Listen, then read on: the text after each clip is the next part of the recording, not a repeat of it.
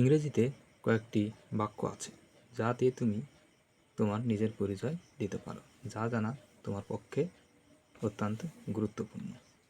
For example, what is your name? তোমার নাম কি? What do you live in? তুমি কোথায় বাস করো? How old are you? তোমার বয়স কত? What class do you read in? তুমি কোন শ্রেণীতে পড়ো? And your father and mother name, and your elder brother and the younger brother and sister name. Then what are you do? তুমি কি করো? What is your profession?